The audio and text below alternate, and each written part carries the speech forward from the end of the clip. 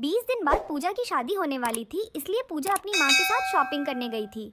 जिस घर में शादी होती है वहाँ 1-2 महीने पहले ही नहीं बल्कि 6 महीने पहले से ही शादी की शॉपिंग शुरू हो जाती है। और अगर शादी बेटी की हो तो एक एक तिनके के बराबर का सामान भी याद से लेकर रखना पड़ता है। ऐसा ही तिनका तिनका सामान लाने के लिए पूजा अपनी माँ के साथ अब तक कई बार मार्केट के चक्कर लगा चुकी थी। 2 महीने से पूजा और उसकी माँ शादी का सामान जमा कर रहे थे। अब तो वो दोनों ही मार्केट के चक्कर काट काट कर थक चुकी थी।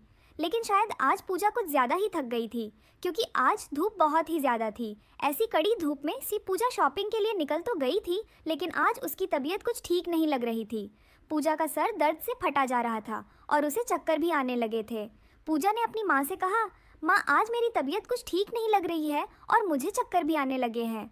जब पूजा की तबीयत ज़्यादा ही बिगड़ने लगी तो उसकी माँ उसे डॉक्टर के पास ले गई।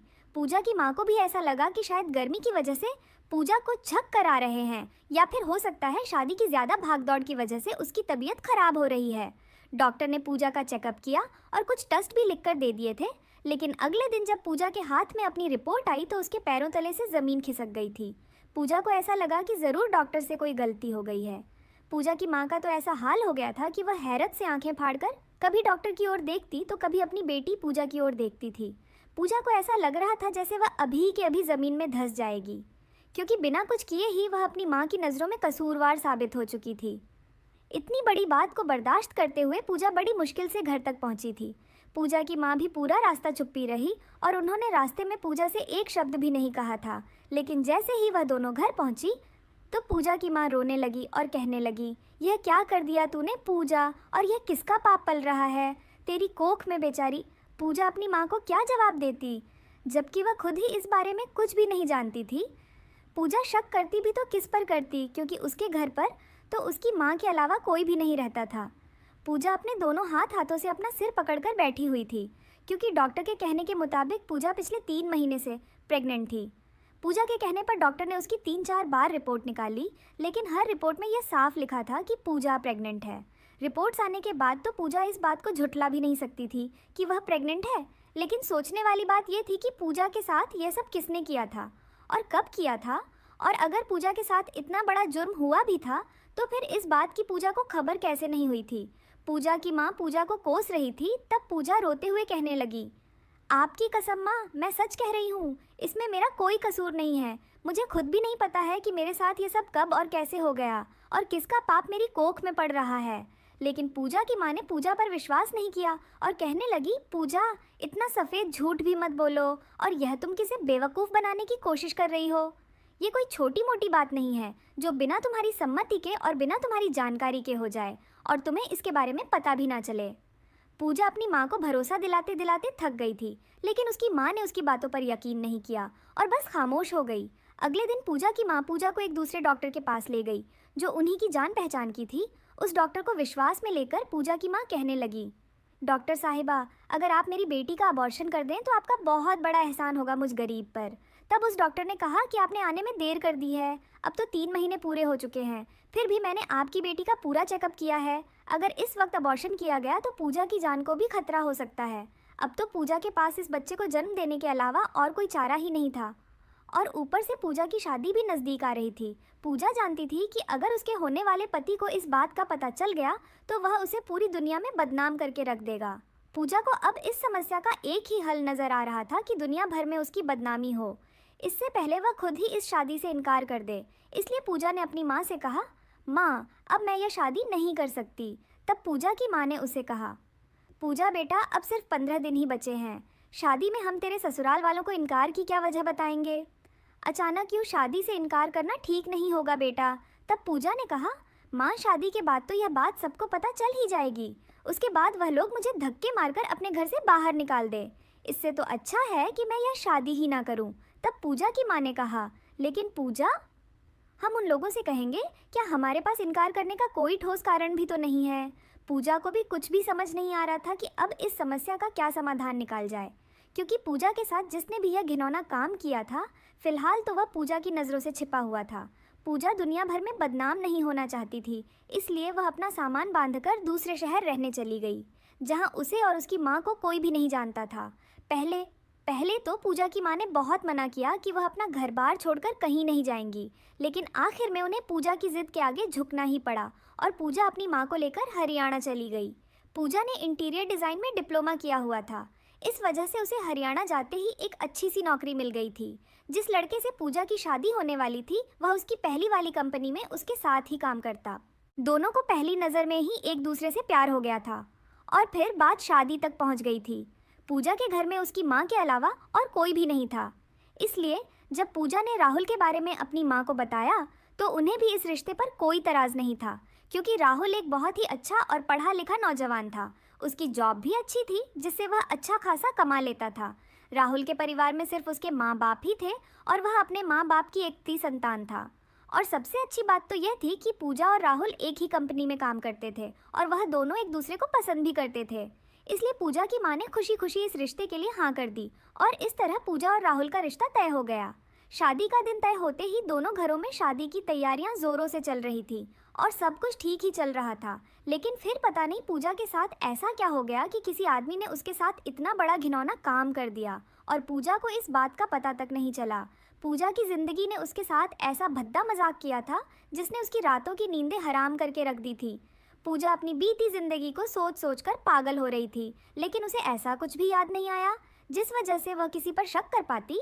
जिस रात को पूजा और उसकी माँ अपना घर छोड़कर निकली थी, उसके दूसरे ही दिन राहुल ने कई बार पूजा को कॉल किया था। शायद राहुल पूजा की घर से गायब होने की वजह जानना चाहता था, लेकिन पूजा भी उसे क्या बताती, क्योंकि पूजा जानती थी सच्चाई जानने के बाद राहुल उसे कभी स्वीकार नहीं करेगा। इसलिए पूजा ने अपना फ़ोन नंबर ही बदल दिया और पुराने सिम को तोड़कर फेंक दिया था।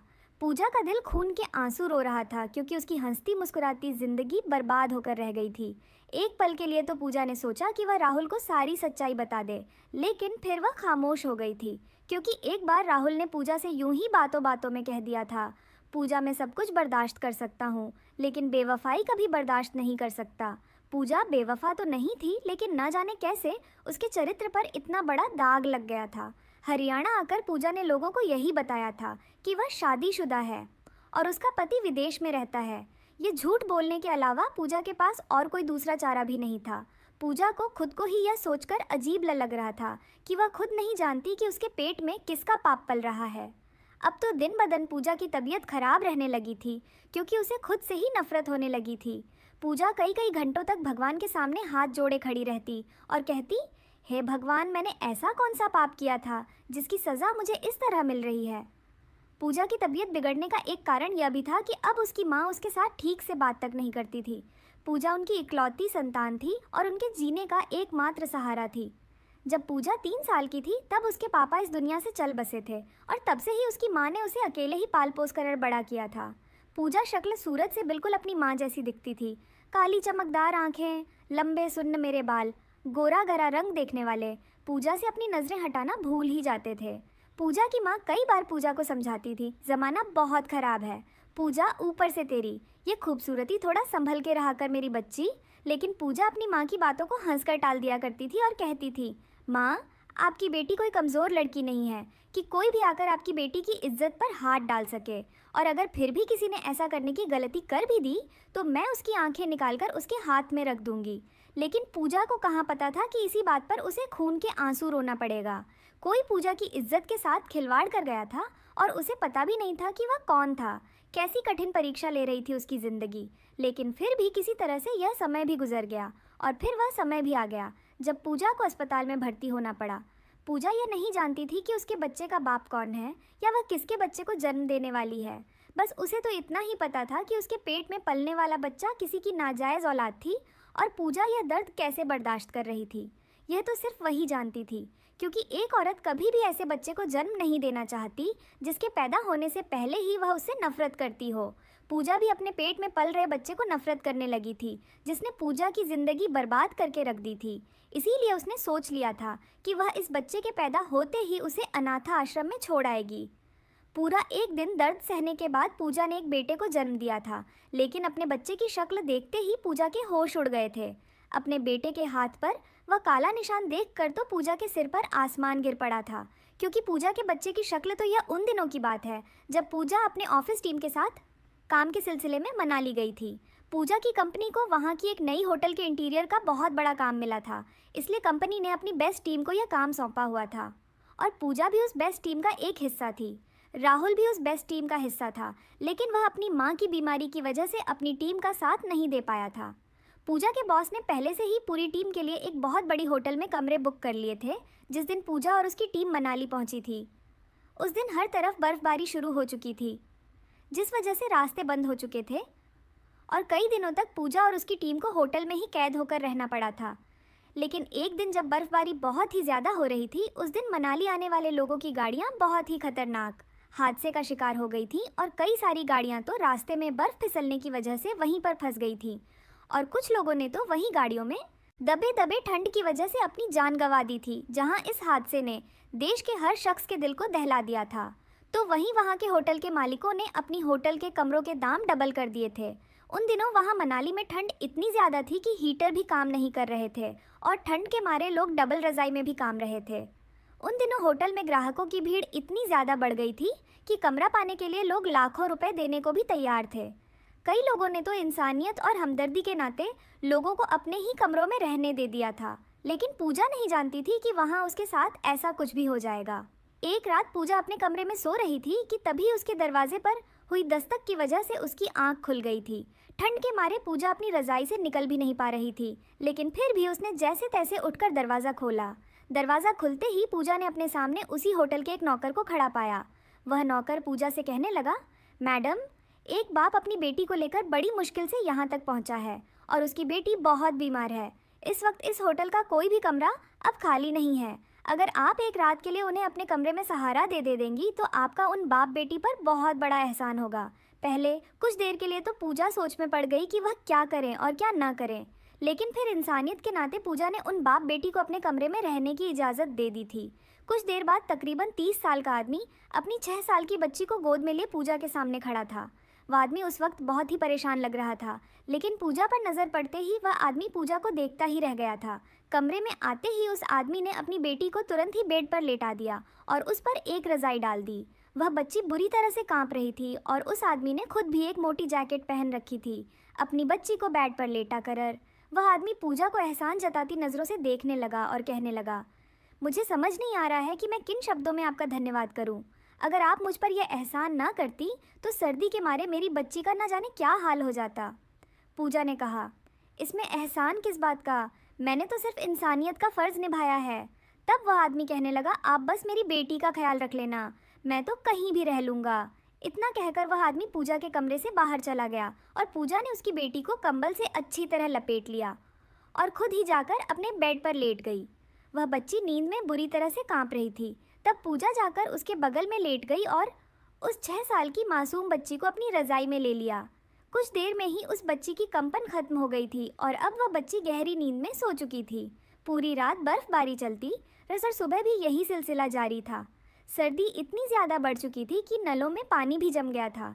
उस बच्ची की नींद खुलते ही वह अपने पास पूजा को देखकर घबराने लगी और कहने लगी, मुझे अपने पापा के पास जाना है। लेकिन पूजा को तो पता ही नहीं था कि उस वक्त उसके पापा कहाँ थे। पूजा तो उस आदमी का नंबर तक लेना भूल गई थी कि उसे फ़ोन कर बुला पाती। पूजा ने उस बच्ची को बहुत समझाया कि आपके पापा अभी थोड़ी देर में आ जाएंगे, लेकिन वो बच्ची तो रोने लग गई। पूजा ने कमरे से बाहर निकलकर चारों ओर नज़रें घुमाई कि शायद उसे उस बच्ची के पापा कहीं नज़र आ जाएं, लेकिन कॉरिडोर तो बिल्कुल खाली पड़ा था। पूजा ने बड़ी मुश्किल से उस बच्ची को चुप करवाया और फिर एक नौकर से कहकर नाश्ता मंगवाया।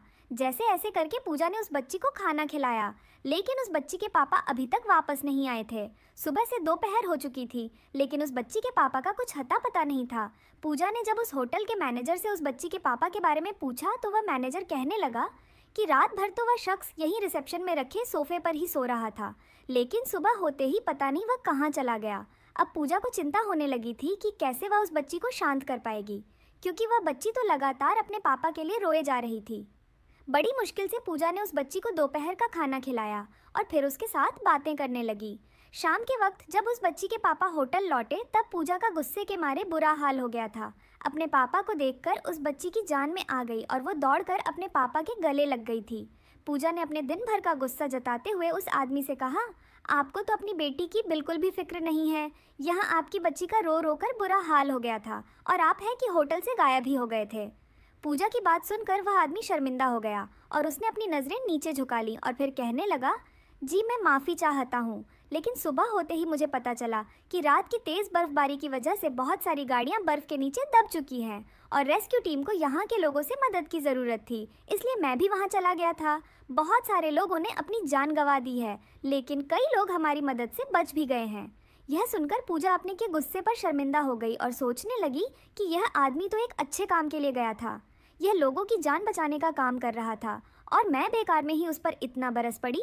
उस आदमी ने पूजा से कहा, आज रात भी ऐसे ही तूफान की भविष्यवाणी की गई है, लेकिन हो सकता है कल शाम तक शायद कोई हल निकल आए। आपको मेरी वजह से बहुत तकलीफ उठानी पड़ी है, लेकिन जैसे ही रास्ते साफ होते हैं मैं अपनी बेटी को लेकर तुरंत ही वापस चला जाऊंगा।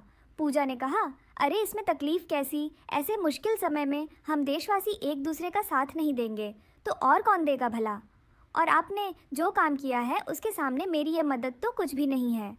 पूजा की बातें सुनकर उस आदमी के दिल को कुछ तसल्ली मिली और फिर उसने वो पूरी शाम पूजा के कमरे में ही बिताई थी। किसी तरह से समय तो गुजारना था ही, इसलिए पूजा और वह आदमी एक दूसरे के बारे में बातें करने लगे थे।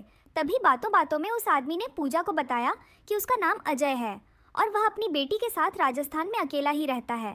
अजय की बेटी के जन्म के वक्त ही उसकी पत्नी की मौत हो चुकी थी और उसने आज तक अपनी बेटी को उसकी माँ की तस्वीर भी नहीं दिखाई है। अजय की पत्नी की मौत के बाद रिश्तेदारों ने अजय को दूसरी शादी के लिए बहुत समझाया, लेकिन अजय दूसरी शादी नहीं करना चाहता था क्योंकि अजय को यह डर था कि कहीं उसकी दूसरी पत्नी उसकी बेटी के साथ सौतेला व्यवहार करेगी तो उसकी बेटी की जिंदगी नर्क बन जाएगी। आगे अजय ने यह भी बताया कि वह अपनी नौकरी के चलते अपनी बेटी को ज़्यादा समय नहीं दे पा रहा था, लेकिन इस बार कंपनी ने उसकी छुट्टियां मंजूर कर ली है, इसलिए वह अपनी बेटी को घुमाने के लिए मनाली ले आया था। लेकिन तेज़ बर्फबारी की वजह से अजय की गाड़ी बीच रास्ते में ही फंस गई थी। सर्दी के मारे उसकी बेटी बेहोश हो गई थी और बड़ी मुश्किल से अजय अपनी बेटी को गोद में लिए पैदल इस होटल तक पहुंचा था। बातों बातों में कब शाम ढल गई इसका अजय और पूजा को पता ही नहीं चला और अंधेरा होते ही अजय पूजा के कमरे से बाहर निकल गया। तूफानी बर्फबारी की वजह से फ़ोन के नेटवर्क भी नहीं मिल रहे थे कि तभी पूजा ने अपने फ़ोन में देखा तो राहुल के कुछ मैसेज और उसकी माँ के मिस कॉल दिखाई दिए थे। राहुल मैसेज में पूजा का हाल चाल पूछ रहा था और पूजा के लिए बहुत परेशान भी था क्योंकि राहुल को भी मनाली के हालात के बारे में पता चल चुका था। राहुल ने अपने मैसेज में यह भी लिखा था कि पूजा की माँ उसके लिए बहुत परेशान है, तो अगर नेटवर्क मिलता है तो एक बार पूजा अपनी माँ से बात ज़रूर कर ले।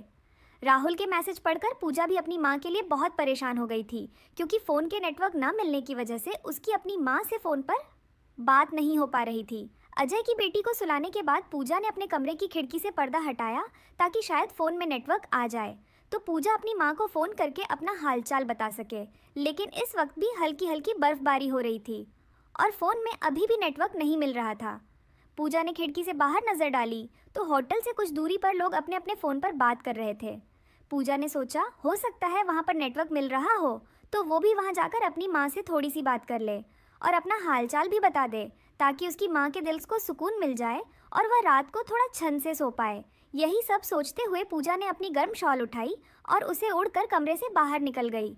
उस वक्त रात के 10:30 ही बज रहे थे, लेकिन फिर भी होटल में सन्नाटा छाया हुआ था क्योंकि सर्दी की वजह से सब अपने अपने कमरों में घुसे पड़े थे।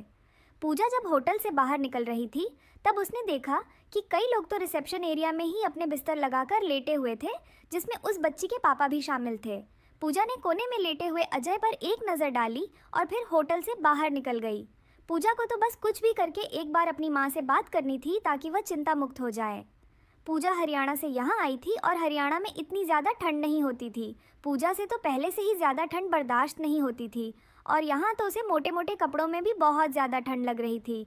और अगर बर्फ़बारी की बात की जाए तब दूर की तो बात ही छोड़ दो। होटल के बाहर कदम रखते ही हर तरफ बर्फ़ ही बर्फ़ थी।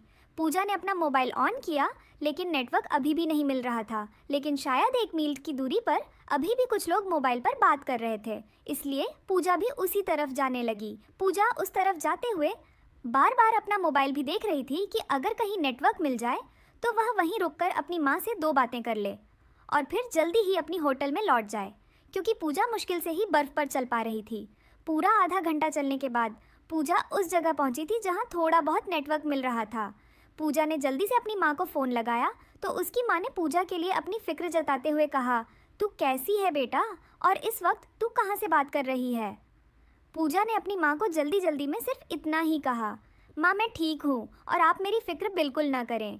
यहाँ नेटवर्क ना मिलने की वजह से मैं आपको फ़ोन नहीं कर पाई थी। पूजा अपनी माँ से बात कर रही थी तभी बर्फबारी और भी ज़्यादा तेज़ हो गई थी। पूजा को ऐसा लग रहा था जैसे बर्फ़ के गोले उसके सिर पर गिरने लगे हैं। इसलिए पूजा ने अपनी माँ से कहा, चलो ठीक है माँ, अब मैं फ़ोन रखती हूँ क्योंकि यहाँ बर्फबारी बढ़ने लगी है और अब मुझे होटल पर वापस जाना होगा। पूजा ने जल्दी से फ़ोन कट किया और तेज़ तेज़ कदमों से चलती हुई होटल की तरफ बढ़ने लगी। लेकिन बर्फबारी की वजह से पूजा के हाथ पैर कांपने लगे थे और पैरों में ठंड लगने की वजह से पूजा से चला भी नहीं जा रहा था। पूजा के हाथ पैर सुन्न हो चुके थे।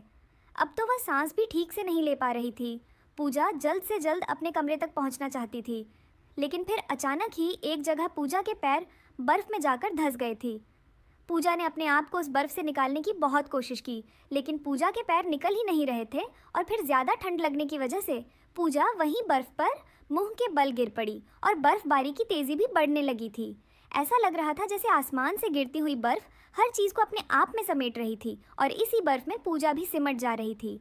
ठंड के कारण पूजा के हाथ पैर काम करना बंद कर चुके थे। पूजा उस बर्फ़ से बाहर निकलने की कोशिश कर रही थी, लेकिन उसे ऐसा महसूस हो रहा था जैसे उसके हाथ और पैरों में जान ही नहीं बची है। अब तो पूजा से ठंड भी बर्दाश्त नहीं हो रही थी, इसलिए वह बार बार उठने की कोशिश कर रही थी, लेकिन हर बार वह नाकाम हो गई। बर्फबारी तेज होते ही आसपास में खड़े होकर फोन पर बात कर रहे सभी लोग अपने अपने होटल पर वापस जाने लगे। अब तो पूजा को आसपास कोई दिखाई भी नहीं दे रहा था, सिर्फ पूजा ही अकेली वहां बर्फ में फंसी हुई थी। अब पूजा को अपनी मौत अपने सामने नजर आ रही थी, इसलिए उसने अपनी आंखें बंद कर लीं। कुछ देर बाद पूजा बेहोश हो गई और जब उसे होश आया तो उसका पूरा शरीर आग की तरह जल रहा था। पूजा के पूरे शरीर में दर्द हो रहा था और दर्द के मारे वह तड़प रही थी। पूजा ने जब अपनी आंखें खोली तो उसने अपने आप को अपने होटल के कमरे में पाया था। वह बच्ची पूजा के पास ही बैठी थी और पूजा के हाथों को सहला रही थी। उस बच्ची का बाप अजय भी सामने सोफे पर बैठा हुआ था, लेकिन उसकी नज़रें नीचे झुकी हुई थी। पूजा ने उठने की कोशिश की तो वह बच्ची अपने पापा को पुकारने लगी और कहने लगी, पापा पापा देखो आंटी। उठ गई। अपनी बेटी की बात सुनकर अजय एकदम से चौंक उठा था, शायद वह किसी गहरी सोच में डूबा हुआ था। अजय सोफे से उठकर पूजा के पास गया और पूजा को उसकी खैरियत पूछने लगा और कहने लगा कि मैंने आपको होटल से बाहर जाते हुए देख लिया था और मुझे ऐसा लगा कि आप किसी काम से बाहर गई हैं, लेकिन बहुत देर तक जब आप वापस नहीं आई तो मुझे आपकी फ़िक्र होने लगी थी, इसलिए मैं आपको ढूंढने के लिए बाहर निकल पड़ा और थोड़ी ही दूरी पर आप मुझे बर्फ़ पर बेहोश नज़र आई थी। आप अपने होश में नहीं थी, इसलिए मैं आपको उठाकर आपके कमरे में ले आया था। इतना कहकर अजय खामोश हो गया, लेकिन पूजा ने उसका शुक्रिया अदा किया कि अजय ने उसकी जान बचा ली थी। लेकिन पूजा को यह नहीं पता था कि उस दौरान अजय पूजा के साथ क्या कुछ कर चुका था, क्योंकि उस दिन पूजा को पूरे 24 घंटे बाद होश आया था। अपने गुजरे हुए पलों से बाहर निकलने के बाद पूजा अस्पताल में बैठी अपने बच्चे को देख रही थी। उस बच्चे के नैन नक्श बिल्कुल उस बच्ची और उस बच्ची के बाप अजय जैसे थे। यह बच्चा उस अजय का ही है। उसका सबसे बड़ा सबूत तो यह था कि इस बच्चे के हाथ पर भी बिल्कुल वैसा ही काला निशान था जो बच्ची के हाथ पर था और अजय के हाथ पर भी था। इन सब का यही मतलब था कि वह शख्स अजय ही था जिसने पूजा के साथ उस रात यह घिनौना काम किया था जब वह बेहोश हो गई थी। लेकिन उस वक्त पूजा इस बात से बिल्कुल बेखबर थी। पूजा को यह देखकर एक बार भी कोई शक नहीं हुआ कि उस रात के बाद अजय पूजा से नज़रें नहीं मिला पा रहा था। शायद इसीलिए वह पूजा से बार बार अपनी गलती की माफ़ी मांगते हुए कह रहा था कि मुझे माफ़ कर देना, मैं मजबूर था।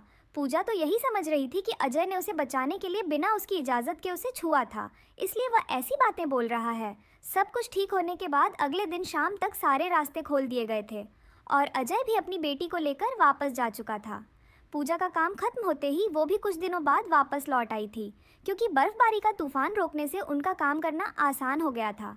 पूजा के घर वापस लौटते ही राहुल के घर वालों ने शादी जल्दी कराने की रट लगा ली थी।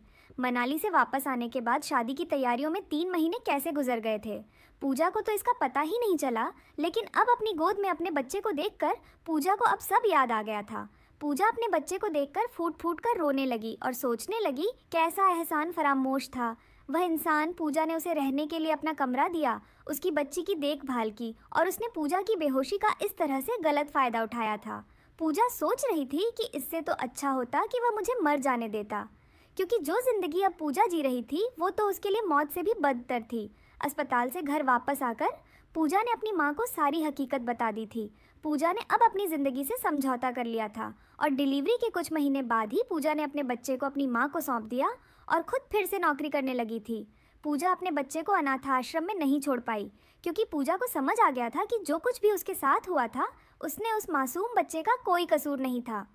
और कुछ भी कह लो, आखिर पूजा भी एक माँ थी जिसने 9 महीने तक अपने बच्चे को अपनी कोख में पाला था और अपने खून से उसे सींचा था। इसलिए वह अपने बच्चे को खुद से जुदा नहीं कर पाई और उसे दिल से अपना लिया। लेकिन घर चलाने के लिए और अपने बच्चे को एक अच्छी ज़िंदगी देने के लिए पूजा का जॉब करना बहुत ज़रूरी था। इसीलिए अपने जिगर के टुकड़े को अपनी माँ के हवाले करके पूजा जॉब करने के लिए घर से निकल पड़ी। लेकिन पूजा को यह नहीं पता था किस्मत एक बार फिर से उसे अजय के सामने लाकर खड़ा कर देगी। एक दिन जब पूजा जॉब से घर वापस लौटी तो सामने उसने अजय को अपनी माँ के साथ बैठे देखा था। अजय को अपनी आंखों के सामने देखकर पूजा दंग रह गई थी और अजय की बेटी भी उसके साथ ही थी। अजय ने अपनी हालत देवदास जैसी बना ली थी। उसकी दाढ़ी मूंछ काफ़ी बढ़ गई थी और वह खुद भी कुछ बिखरी सी हालत में था। पूजा को देखते ही अजय खड़ा हो गया और अभी भी किसी अपराधी की तरह नज़रें झुकाए हुए था। पूजा ने अजय की तरफ नफरत भरी निगाहों से देखा, लेकिन इससे पहले कि पूजा अजय को कुछ कहती, अजय की बेटी पूजा के पास जाकर उससे लिपट गई और कहने लगी, मम्मी आप फिर से कहाँ चली गई थी? मैंने आपको बहुत मिस किया था। मैंने और पापा ने आपको बहुत ढूंढा, लेकिन आप ना जाने कहाँ खो गई थी। अब दोबारा मुझे छोड़कर नहीं जाओगी ना मम्मी? पूजा ने उस बच्ची को कोई जवाब नहीं दिया, बल्कि उस बच्ची के मम्मी कहने पर पूजा हैरत और गुस्से से आंखें फाड़कर अजय की तरफ देखने लगी थी।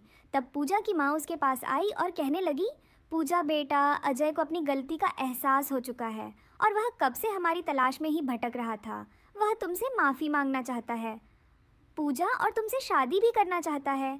यह सुनकर पूजा नफरत भरी नज़रों से अजय की तरफ देखने लगी और कहने लगी, मैंने तुम्हारा क्या बिगाड़ा था जो तुमने मेरी ज़िंदगी बर्बाद करके रख दी, और तुम्हें अब जाकर एहसास हो रहा है अपनी गलती का। मैं तुम्हारी शक्ल भी नहीं देखना चाहती, निकल जाओ मेरे घर से। जब पूजा अजय से यह सब कह रही थी तब अजय की आंखों से आंसू बहकर उसके नन्हे से बच्चे के पैरों पर गिर रहे थे। पूजा अपनी मन की भड़ास निकालकर अपने कमरे की तरफ बढ़ने लगी। तब पूजा की माँ ने उसका हाथ पकड़कर उसे वहीं रोक लिया और पूजा बेटा, एक बार अजय की बात तो सुन ले। तब पूजा ने कहा, माँ अब क्या सुनना बाकी बचा है? इस इंसान ने उस वक्त भी मुझे धोखा देने के लिए अपनी बेटी का सहारा लिया था और आज भी यह अपनी बेटी के सहारे मुझे इमोशनली ब्लैकमेल कर रहा है। तभी तो इसकी बच्ची अचानक मुझे मम्मी कहने लगी है। यह सब इसी इंसान का सिखाया हुआ है। तब अजय ने पूजा से कहा, नहीं पूजा जी, आप मुझे और मेरी बेटी को गलत समझ रही हैं। तब पूजा ने कहा, वाह रे वाह, मेरे साथ गलत करने वाला इंसान आज मुझे सही और गलत का पाठ पढ़ा रहा है। तब अजय की बेटी पूजा के पास आई और कहने लगी, मम्मी आप पापा पर गुस्सा क्यों कर रही हैं? मेरे पापा तो बहुत अच्छे हैं। तब पूजा अजय की बेटी को अपने से दूर करने गई तो अजय की बेटी के हाथ से एक तस्वीर फिसलकर ज़मीन पर गिर गई, जिसे देखकर पूजा के पैरों तले से ज़मीन खिसक गई। पूजा ने उस तस्वीर को ज़मीन से उठाया और बड़ी हैरत से कभी उस तस्वीर की तरफ देखती तो कभी अजय की तरफ देख रही थी। तब अजय ने कहा, इतना हैरान मत हुए पूजा जी, यह तस्वीर आपकी नहीं है, यह तस्वीर मेरी पत्नी की है, मेरी निशा की है, मेरी और निशा की। लव मैरिज हुई थी और हम दोनों एक दूसरे से बहुत प्यार करते थे। हम दोनों ने साथ जीने और मरने की कस्में खाई थी और मैं तो अपनी निशा के बगैर जीने के बारे में सोच भी नहीं सकता था। लेकिन निशा ने उस समय मेरा साथ छोड़ दिया जब मैं चाहकर भी उसके साथ मर नहीं सकता था, और उसकी वजह थी मेरी ये बेटी, जिसकी जिम्मेदारी सौंपते हुए निशा मुझसे वादा लेकर गई थी कि मैं हमारी बेटी को माँ और बाप दोनों का प्यार दूंगा और इसकी आंखों में कभी एक भी आंसू आने नहीं दूंगा। मैं अपनी बेटी की कसम खाकर कह रहा हूँ पूजा जी कि उस दिन जो कुछ भी हुआ वो मैंने जानबूझकर नहीं किया था। जिस रात मैं आपको बेहोशी की हालत में कमरे में लेकर आया था, उस रात आपका पूरा शरीर ठंड की वजह से नीला पड़ चुका था। उस वक्त आपकी ज़िंदगी बचाने का मेरे पास एक ही रास्ता था, वरना आप अपनी जान गंवा देती और मैं आपको अपनी आंखों के सामने यूं मरता हुआ नहीं देख सकता था, क्योंकि आपने मेरी बच्ची की ज़िंदगी बचाकर मेरे ऊपर बहुत बड़ा एहसान किया था। और दूसरी वजह आपका यह चेहरा जो मेरी कमज़ोरी बन गया था। मैंने अपनी आंखों के सामने मेरी ज़िंदगी, मेरी निशा को दम तोड़ते हुए देखा था और मुझ में अब इतनी हिम्मत नहीं थी कि मैं अपनी बच्ची की ज़िंदगी बचाने वाले को और अपनी निशा की हूबहू छवि को अपनी आंखों के सामने मरते देख सकूं। मैं हर हाल में आपको बचाना चाहता था और अगर मेरे पास आपकी जान बचाने का कोई और दूसरा रास्ता होता तो मैं यह गुनाह कभी नहीं करता। पूजा जी, जो कदम मैंने उठाया था वह कोई मेरी मर्जी नहीं थी। पहले मैंने आपको होश में लाने के लिए हर मुमकिन कोशिश की थी।